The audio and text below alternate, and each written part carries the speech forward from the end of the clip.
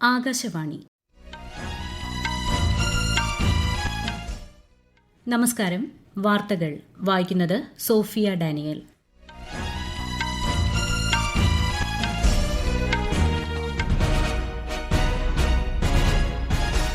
പ്രധാന വാർത്തകൾ.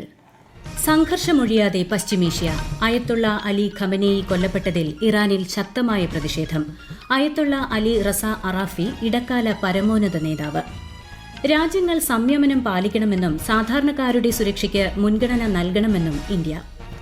മയക്കുമരുന്നിനെതിരായ ബോധവൽക്കരണം ജനകീയ മുന്നേറ്റമാക്കണമെന്ന് ഉപരാഷ്ട്രപതി CP രാധാകൃഷ്ണൻ. തമിഴ്നാട്ടിൽ 4400 കോടിയിലധികം രൂപയുടെ അടിസ്ഥാന സൌകര്യ പദ്ധതികൾക്ക് പ്രധാനമന്ത്രി നരേന്ദ്രമോദി തുടക്കം കുറിച്ചു. വയനാട് മുണ്ടക്കൈ ചൂരൽമല ദുരന്തബാധിതർക്കായുള്ള ടൌൺഷിപ്പ് ലോക മാതൃകയെന്ന് മുഖ്യമന്ത്രി പിണറായി വിജയൻ. പുരുഷ T20 ക്രിക്കറ്റ് ലോകകപ്പിലെ നിർണായക മത്സരത്തിൽ ഇന്ത്യയ്ക്കെതിരെ വെസ്റ്റ് ഇൻഡീസിന് ബാറ്റിംഗ്. വാർത്തകൾ വിശദമായി.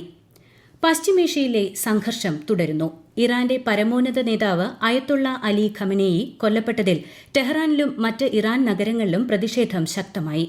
സംഘർഷ സാഹചര്യം കണക്കിലെടുത്ത് ഇന്ത്യൻ എംബസികൾ പൌരന്മാർക്കായി നിർദ്ദേശങ്ങൾ പുറപ്പെടുവിച്ചിട്ടുണ്ട്. വിശദാംശങ്ങളിലേക്ക്.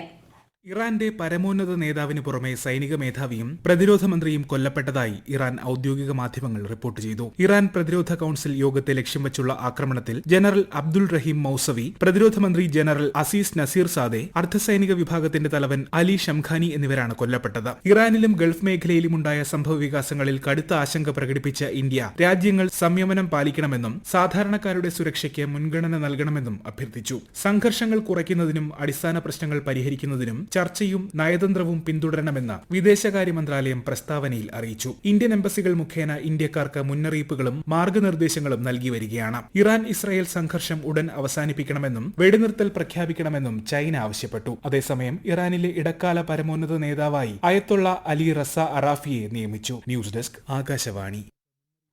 അയത്തുള്ള ഖമനേയി കൊല്ലപ്പെട്ടതിനെ തുടർന്ന് പാകിസ്ഥാനിലെ കറാച്ചിയിൽ അമേരിക്കൻ കോൺസുലേറ്റിന് സമീപം നടന്ന പ്രതിഷേധങ്ങൾ അക്രമാസക്തമായി. തുടർന്ന് പോലീസ് വെടിവയ്പിൽ 10ഓളം പേർ കൊല്ലപ്പെട്ടതായാണ് റിപ്പോർട്ട്. ലബനനിലെ ഇന്ത്യക്കാർക്ക് ജാഗ്രതാ നിർദ്ദേശം പുറപ്പെടുവിച്ച് വിദേശകാര്യ മന്ത്രാലയം. ലബനനിലേക്കുള്ള അത്യാവശ്യമല്ലാത്ത യാത്ര ഒഴിവാക്കണമെന്ന് അധികൃതർ മുന്നറിയിപ്പ് നൽകി. ഇന്ത്യൻ എംബസിയുടെ +9617 68601228 എന്ന നമ്പറിലോ cons.beirut@mea.gov.in എന്ന ഇമെയിൽ വിലാസത്തിലോ ബന്ധപ്പെടാവുന്നതാണ്. സംഘർഷ പശ്ചാത്തലത്തിൽ ഇന്ത്യൻ വിമാന കമ്പനികളുടെ നിരവധി സർവീസുകൾ റദ്ദാക്കിയതായി വ്യോമയാന മന്ത്രാലയം. വിമാനങ്ങളുടെ തൽസ്ഥിതി വിമാന കമ്പനികളുടെ വെബ്സൈറ്റിൽ പരിശോധിക്കാനാകും.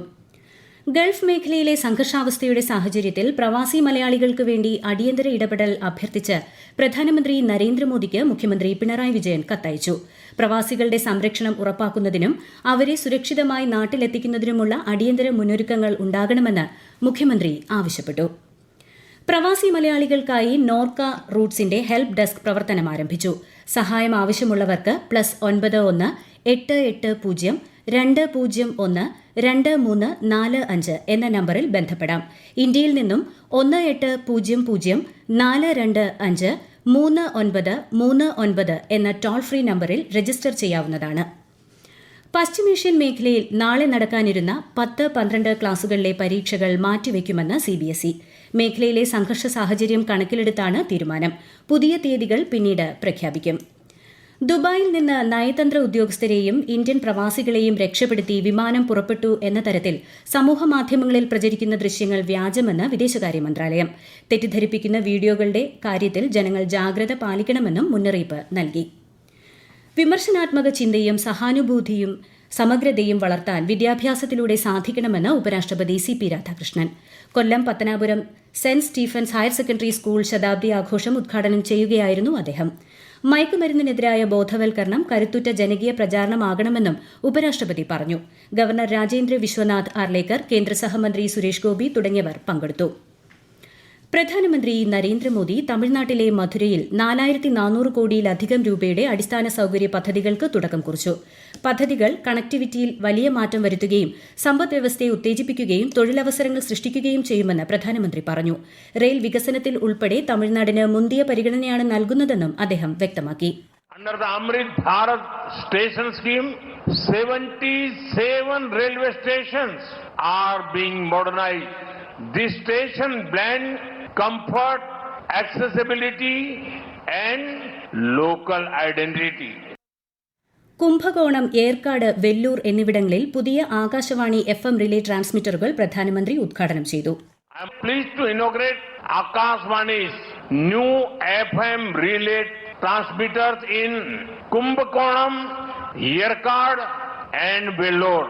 These radio stations will be dedicated to your service from today. രാവിലെ പുതുച്ചേരിയിൽ 2700 കോടിയിലധികം രൂപയുടെ വികസന പദ്ധതികളുടെ ഉദ്ഘാടനവും തറക്കല്ലിടലും ശ്രീ നരേന്ദ്രമോദി നിർവഹിച്ചിരുന്നു. പ്രധാനമന്ത്രി നരേന്ദ്രമോദിയും കാനഡ പ്രധാനമന്ത്രി മാർക്ക് കാർണിയും നാളെ ന്യൂഡൽഹിയിൽ പ്രതിനിധിതല ചർച്ച നടത്തും. ഇന്ത്യ കാനഡ തന്ത്രപരമായ പങ്കാളിത്തത്തിൽ കൈവരിച്ച പുരോഗതി ഇരു നേതാക്കളും അവലോകനം ചെയ്യും. ഈ വാർത്തകൾ ആകാശവാണിയിൽ നിന്ന്.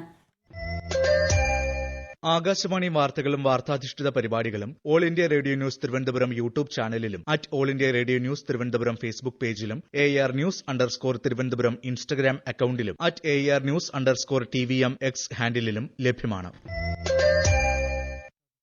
ഡൽഹി ലഖ്പതി ബിട്ടിയ യോജനയ്ക്ക് രാഷ്ട്രപതി ദ്രൌപതി മുർമു നാളെ ന്യൂഡൽഹിയിൽ തുടക്കം കുറിക്കും. പദ്ധതിയിലൂടെ വിവിധ ഘട്ടങ്ങളിലായി 56,000 രൂപ പെൺകുട്ടിയുടെ അക്കൌണ്ടിൽ നിക്ഷേപിക്കും. 21 വയസ്സ് പൂർത്തിയാകുമ്പോൾ പലിശ ഉൾപ്പെടെ 1 ലക്ഷത്തിലേറെ രൂപ കുട്ടിക്ക് ലഭിക്കുന്നതാണ് പദ്ധതി. വയനാട് ദുരന്ത ബാധിതർക്കായി സർക്കാർ നടപ്പിലാക്കിയ ടൌൺഷിപ്പ് ലോക മാതൃകയെന്ന് മുഖ്യമന്ത്രി പിണറായി വിജയൻ. മുണ്ടക്കൈ ചൂരൽമല ദുരന്ത ബാധിതർക്കുള്ള ടൌൺഷിപ്പിന്റെ ആദ്യഘട്ട ഉദ്ഘാടനം നിർവഹിക്കുകയായിരുന്നു അദ്ദേഹം. ഗുണഭോക്താക്കളായ 178 കുടുംബങ്ങൾക്ക് വീടുകൾ കൈമാറി. വൈദ്യുതി ക്ഷാമമുള്ള അവസ്ഥയിൽ നിന്ന് വൈദ്യുതി മിച്ച രാജ്യമായി ഇന്ത്യ മാറിയതായി കേന്ദ്രമന്ത്രി മനോഹർ ലാൽ. ന്യൂഡൽഹിയിൽ ഊർജ്ജ കാര്യക്ഷമതാ ബ്യൂറോയുടെ 25ാം സ്ഥാപക ദിനത്തെ അഭിസംബോധന ചെയ്യുകയായിരുന്നു അദ്ദേഹം. ഊർജ്ജ സംരക്ഷണ സംരംഭങ്ങളിലൂടെ 50,000 കോടി രൂപയുടെ വൈദ്യുതി ലാഭിക്കാൻ ബ്യൂറോ സഹായിച്ചിട്ടുണ്ടെന്നും അദ്ദേഹം അറിയിച്ചു. आने वाले 4-5 वर्ष में 30 गीगावाट की बिजली ज्यादा चाहिए हमको. अब उस स्पेस में शायद जनरेशन ना हो पाए तो रास्ता फिर यही है कि जहां उपयोग हो रहा है उसको और कैसे हम बचाएं. പുരുഷ T20 ലോകകപ്പ് ക്രിക്കറ്റ് സൂപ്പർ 8 പോരാട്ടത്തിൽ ടോസ് നേടിയ ഇന്ത്യ വെസ്റ്റ് ഇൻഡീസിനെ ബാറ്റിംഗിന് അയച്ചു. കൊൽക്കത്തയിലാണ് മത്സരം. ഒടുവിൽ വിവരം ലഭിക്കുമ്പോൾ വെസ്റ്റ് ഇൻഡീസ് 7ാം ഓവറിൽ വിക്കറ്റ് നഷ്ടമില്ലാതെ 47 റൺസ് എടുത്തിട്ടുണ്ട്. ഇന്ന് നടന്ന മറ്റൊരു മത്സരത്തിൽ ദക്ഷിണാഫ്രിക്ക സിംബാബ്വെയെ 5 വിക്കറ്റിന് തോൽപ്പിച്ചു. കേരളത്തിൽ ഈ വർഷം ജനുവരി 1 18 വയസ്സ് പൂർത്തിയായിട്ടും തീവ്ര വോട്ടർ പട്ടിക പരിഷ്കരണ സമയത്ത് പേര് ചേർക്കാൻ സാധിക്കാത്തവർക്ക് പട്ടികയിൽ പേര് ചേർക്കാൻ അവസരം. voters.eci.gov.in എന്ന വെബ്സൈറ്റിലൂടെയോ ECI നെറ്റ് മൊബൈൽ ആപ്പ് വഴിയോ ബൂത്ത് തല ഓഫീസർ വഴിയോ അപേക്ഷിക്കാം. നാമനിർദ്ദേശ പത്രിക സമർപ്പിക്കാനുള്ള അവസാന തീയതി വരെയാണ് പേര് ചേർക്കാൻ അവസരമുള്ളത്. ആറ്റുകാൽ പൊങ്കാലയ്ക്കായി ഒരുങ്ങി തിരുവനന്തപുരം. പൊങ്കാലയുമായി ബന്ധപ്പെട്ട മുന്നൊരുക്കങ്ങൾ മന്ത്രി വി ശിവൻകുട്ടിയുടെ നേതൃത്വത്തിൽ വിലയിരുത്തി. തിരുവനന്തപുരം സെൻട്രൽ റെയിൽവേ സ്റ്റേഷനിൽ പ്രത്യേക ക്രമീകരണങ്ങൾ ഏർപ്പെടുത്തി. തിരുവനന്തപുരം നഗരപരിധിയിലെ 28 സ്കൂളുകൾക്ക് നാളെ അവധി പ്രഖ്യാപിച്ചു. ഡ്യൂട്ടിക്കെത്തുന്ന പോലീസ് ഉദ്യോഗസ്ഥർക്ക് സ്കൂളുകളിൽ താമസ സൌകര്യം ഒരുക്കുന്നതിനായാണ് അവധി. നീതിന്യായ വ്യവസ്ഥയോടുള്ള ജനങ്ങളുടെ വിശ്വാസവും ആദരവും വർദ്ധിച്ചു വരികയാണെന്ന് സുപ്രീംകോടതി ചീഫ് ജസ്റ്റിസ് സൂര്യകാന്ത്. ആന്ധ്രാപ്രദേശിലെ തിരുപ്പതിയിൽ ജില്ലാ കോടതി സമുച്ചയത്തിന് തറക്കല്ലിടുകയായിരുന്നു അദ്ദേഹം. നിർമ്മിത ബുദ്ധി, അർദ്ധചാലകങ്ങൾ, ഇലക്ട്രോണിക്സ് നിർമ്മാണം എന്നിവ ഇന്ത്യയുടെ അടുത്ത ഘട്ട വളർച്ചയ്ക്ക് വഴിയൊരുക്കുമെന്ന് കേന്ദ്രമന്ത്രി അശ്വിനി വൈഷ്ണവ്. ഗാന്ധിനഗറിൽ ഗുജറാത്ത് സെമി കണക്ട് കോൺഫറൻസ് ഉദ്ഘാടനം ചെയ്യുകയായിരുന്നു അദ്ദേഹം. സ്പെയിനിലെ ബാർസലോണയിൽ നാളെ ആരംഭിക്കുന്ന മൊബൈൽ വേൾഡ് കോൺഗ്രസിൽ ഇന്ത്യയെ പ്രതിനിധാനം ചെയ്ത് കേന്ദ്രമന്ത്രി ജ്യോതിരാദിത്യ സിന്ധ്യ പങ്കെടുക്കും. ഇന്ത്യയുടെ ടെലികോം നിർമ്മാണ മേഖലയിലെ നൂതനാശയങ്ങൾ പ്രദർശിപ്പിക്കുന്ന ഇന്ത്യൻ പവലിയൻ അദ്ദേഹം ഉദ്ഘാടനം ചെയ്യും. ജമ്മുകശ്മീരിൽ നടക്കുന്ന ദേശീയ ഭരണ സമ്മേളനത്തിന് മറ്റന്നാൾ തുടക്കമാകും. കേന്ദ്ര സഹമന്ത്രി ജിതേന്ദ്ര സിംഗും മുഖ്യമന്ത്രി ഒമർ അബ്ദുള്ളയും സംയുക്തമായി ഉദ്ഘാടനം ചെയ്യും. പ്രധാന വാർത്തകൾ വീണ്ടും.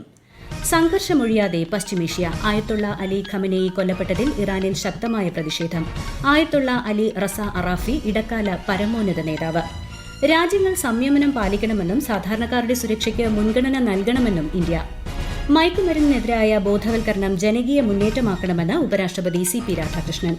തമിഴ്നാട്ടിൽ 4,400 കോടിയിലധികം രൂപയുടെ അടിസ്ഥാന സൌകര്യ പദ്ധതികൾക്ക് പ്രധാനമന്ത്രി നരേന്ദ്രമോദി തുടക്കം കുറിച്ചു. വയനാട് മുണ്ടക്കൈ ചൂരൽമല ദുരന്ത ബാധിതർക്കായുള്ള ടൌൺഷിപ്പ് ലോക മാതൃകയെന്ന് മുഖ്യമന്ത്രി പിണറായി വിജയൻ. പുരുഷ T20 ക്രിക്കറ്റ് ലോകകപ്പിലെ നിർണായക മത്സരത്തിൽ ഇന്ത്യയ്ക്കെതിരെ വെസ്റ്റ് ഇൻഡീസിന് ബാറ്റിംഗ്. വാർത്തകൾ കഴിഞ്ഞു. അടുത്ത വാർത്താ പ്രക്ഷേപണം 8:35.